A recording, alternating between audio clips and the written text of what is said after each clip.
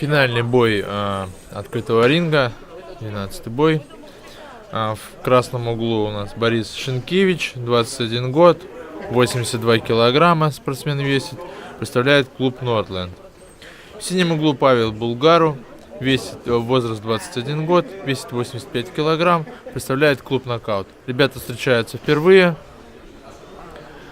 Стаж занятий у ребят, в принципе, небольшой. Вот, но мы видим, что здесь уже нет такого сумбурного размена ударами, что ребята выцеливают друг друга, опасаются, работают на дистанции. Павел чуть-чуть повыше ростом, ну и на 3 килограмма потяжелее своего соперника. Отпускает руки Павел. Вот. Работает руками, ногами.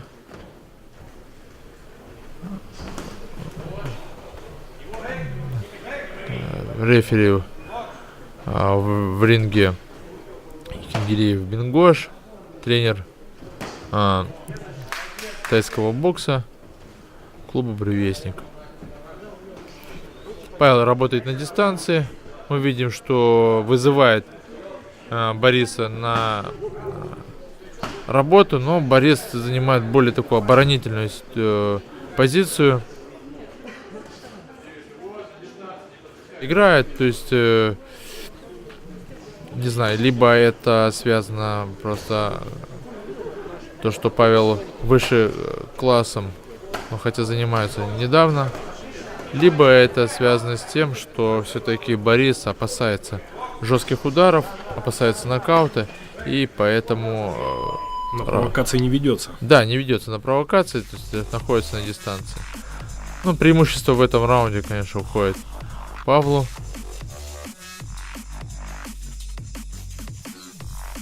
Мы видим, как он активно работает и руками, и ногами.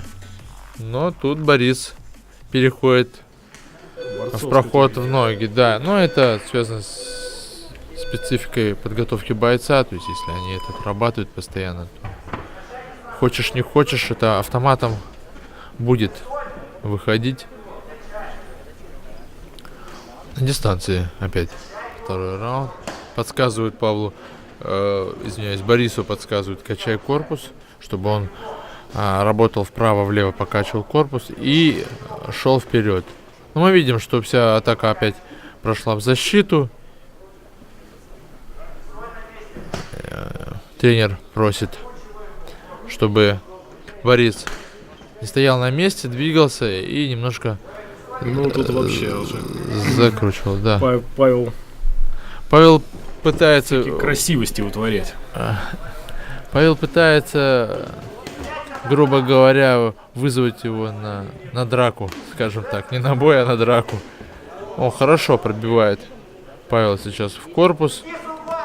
Подсказывает Борису уйти с угла. Но Борис явно уступает в росте, либо в наглости.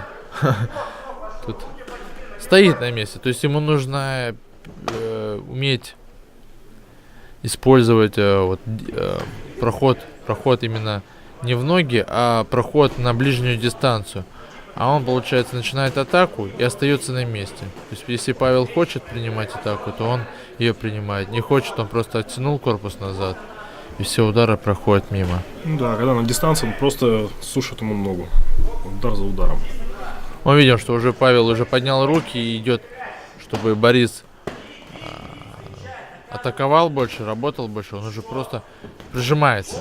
Но вся работа идет в защиту. Показывает Павел, что шлем расстегнулся. Поправили ему шлем. И закончился второй раунд. Но здесь уверенно, конечно, Павел забирает преимущество этого раунда. Пробил пару раз хорошо Павел в корпус. Мы видим сейчас на повторе, Павел идет без всякой защиты, а Борис работает защитой. Подсказывает, да, Андрей Селецов, как вести бой Борису. Вот. Ну, а здесь мы видим, что Павел отдыхает, восстанавливается, дышит. Последний раунд боя. Ну, Борису нужно что-то срочно придумать, иначе бы он проиграл. Да, то есть вот ему правильно подсказывают, что нужно рвать дистанцию и с дальней дистанции переходить в ближнюю дистанцию. Вот он делает шаг, и мы видим, уже 2 удара достал. Пошел шаг навстречу.